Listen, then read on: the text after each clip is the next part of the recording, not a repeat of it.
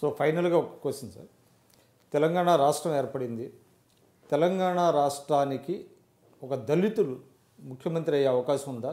అయితే ఎప్పుడు అయ్యే అవకాశం ఉందంటారు? తెలంగాణ రాష్ట్రం ప్రత్యేకంగా దళితుడు ముఖ్యమంత్రి అయితే రాజకీయంగా ఓట్లు నాకు వస్తాయి, ప్రజలందరూ కూడా మెచ్చుకుంటారనే ఉద్దేశం ఉండబట్టే కేసీఆర్ గారు తెలంగాణ రాష్ట్రం వస్తే మొట్టమొదట దళితుడిని ముఖ్యమంత్రి చేస్తానని చెప్పాడు. ఎందుకు చెప్పాడు? దళితుల మీద ప్రేమ ఉండి చెప్తే దళితుడినే చేసేవాడు. ఓట్ల మీద ప్రేమ ఉండి చెప్పాడు, పబ్లిక్ మీటింగ్లో చెప్పాడు, ఒకవేళ దళితుడిని ముఖ్యమంత్రి చేయకపోతే నా తల నరికేసుకుంటానని చెప్పాడు. ఆయన చెప్పటానికంటే ముందే ఆంధ్రప్రదేశ్ రాష్ట్రంలో దామోదరం సంజయ్ ముఖ్యమంత్రిగా చేసింది కాంగ్రెస్ పార్టీ. అతి తక్కువ కాలం ప్రభుత్వం 62-63లో చేసింది, కానీ 16 నెలలు కూడా మించి ఉంచలేదు. ముఖ్యమంత్రిగా చేయటం వేరు, ఉంచడం ఉండకపోవటం అనేది అనేక కారణాలు ఉంటాయి.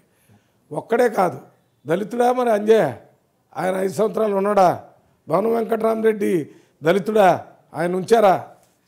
జనార్దన్ రెడ్డి దళితుడా, ఆయన ఉంచారా? ఎక్కువ కాలం ఉండకుండా ఉండటానికి అనేక కారణాలు ఉంటాయి. ముఖ్యమంత్రి అయ్యాడు కదా, అందుకని తెలంగాణలో దళితుడు ముఖ్యమంత్రి కావటం అనేది అది కాంగ్రెస్ పార్టీలో డిఎన్ఏలోనే ఉంది.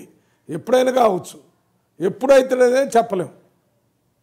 దళితుడు అవుతుడు, బీసీ అవుతుడు, మైనార్టీ అవుతుడు, ఒక మహిళ అయిద్ది, అందరూ అయ్యే అవకాశం కాంగ్రెస్ పార్టీలోనే ఉంది.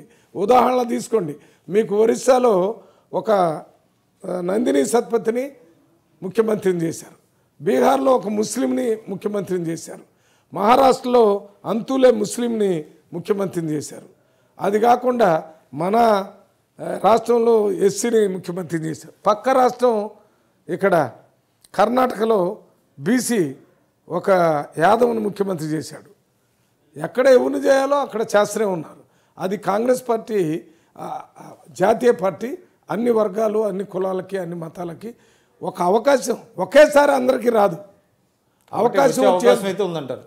అవకాశం ఉందని చెప్పడానికే all India Congress president Sanjay భయ్య, all India Congress president Jagjivan Ram, all India Congress president Kamaraj, all India Congress president DK Barua, ఏ పార్టీ అయినా ఇంత వైవిధ్యంగా అంటే సామాజిక న్యాయం కల్పించేటటువంటి పార్టీలు ఉన్నాయా? President of India KR Narayana ఎస్సీని చేసింది, ప్రెసిడెంట్ ఆఫ్ ఇండియా ఒక మహిళను చేసింది, ప్రెసిడెంట్ ఆఫ్ ఇండియా ఒక ముస్లింని చేసింది, కాంగ్రెస్ పార్టీ చేసింది. మాటల పార్టీ కాదు కాంగ్రెస్ పార్టీ, కానీ వీటన్నిటినీ దగ్గర పెట్టి చూపించే వాళ్ళు తక్కువైపోయారు. వీటన్నిటినీ ఒక పద్ధతిలో చూపిస్తే ప్రజలకు అర్థమైంది. కాంగ్రెస్ పార్టీ అంటే వీడు ఏదో ఒకటి పట్టుకుంటాడు. ఇదే కాంగ్రెస్ పార్టీ ఏం చేశారు? నాగార్జున సాగర్ డ్యామ్ కట్టించారు. ఎవరు కట్టించారు? కేసీఆర్ పుట్టక ముందే దాన్ని మొదలుపెట్టారు. కేటీఆర్ అయితే అసలు లేడు. సో అంటే గతంలో సాధించినటువంటి విజయాల్ని కానివ్వండి, మీ పార్టీ స్ట్రక్చర్ని కానివ్వండి చెప్పుకుంటే మీ పార్టీకి ఎక్కువ మేలు జరుగుతుంది, ఇంకా చెప్పుకోవాల్సిన అవసరం ఉందనేటువంటిది మీ భావన. ప్రజల దగ్గరికి ఇవాళ రాహుల్ గాంధీ గారు ఏం చెప్పారు? ఈ ప్రభుత్వం ఫెయిల్యూర్స్ని దేశపోండి, మనం ఏం చేసినాము, మనం ఏం చేస్తామో ప్రజలకు చెప్పమని చెప్పాడు. అది జరుగుతున్నదా మరి? ఇప్పుడు అది జరగటానికి ప్రణాళికలు తయారవుతున్నాయి. ఇప్పుడు జరుగుతాయి, ఇక అది తప్పనిసరిగా జరుగుతాయి. ఎందుకనంటే మీకు తెలిసి ఈ దేశంలో ఇండస్ట్రియలైజేషన్ వచ్చింది, రెవల్యూషన్ వచ్చింది ఇండస్ట్రియల్. ఇవాళ విమానాన్ని కూడా తయారు చేసే పరిస్థితి ప్రపంచ దేశాలకి మనం ఇక్కడ నుంచి ఆ రాకెట్స్ని తయారు చేసి పంపిస్తున్నాం ప్రపంచ దేశాలకు. మన దేశంలో న్యూక్లియర్ బాంబులు తయారు చేసే దాంట్లో మనం కూడా తయారయ్యి మన దగ్గర ఉన్నాయి. అది చెప్పడం సబ్జెక్ట్, అది కూడా కాదు. వ్యవసాయ రంగంలో గోధుమలు ముక్కిపోయిన గోధుమలు అమెరికా నుంచి తెచ్చుకొని చచ్చిపోయేదాకా తినేవాళ్ళం. ఇవాళ మన దేశంలో పండినటువంటి ధాన్యం మన ప్రజలకు కాకుండా ఇంకా వేరే దేశాలకు పంపడానికి గోడౌన్స్ అన్నీ ఫుల్ అయిపోయి 10-15 సంవత్సరాలు గోడౌన్లోనే ఉంటే సుప్రీంకోర్టు చెప్పింది అది బయటైనా పడేయండి, ఉచితంగానైనా ప్రజలకి ఇవ్వండి అని.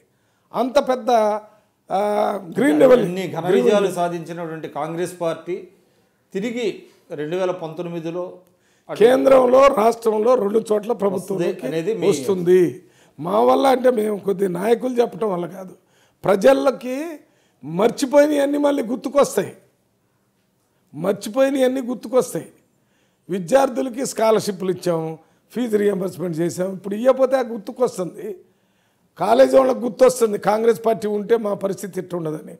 విద్యార్థులకు గుర్తొస్తుంది కాంగ్రెస్ పార్టీ ఉంటే మా పరిస్థితి ఎట్టుండదు. నేను నిరుద్యోగులకు గుర్తొస్తుంది మా పరిస్థితి ఉండదు. యూనివర్సిటీలో ఉపాధ్యాయులకి ప్రొఫెసర్లకు గుర్తొస్తుంది కాంగ్రెస్ ఉంటే మా పరిస్థితి ఎట్టుండదని. మహిళలకు గుర్తొస్తుంది మా పరిస్థితి ఎట్లా ఉండదు. రైతులకు గుర్తొస్తుంది కాంగ్రెస్ పార్టీ వస్తే ఎట్టుండదని.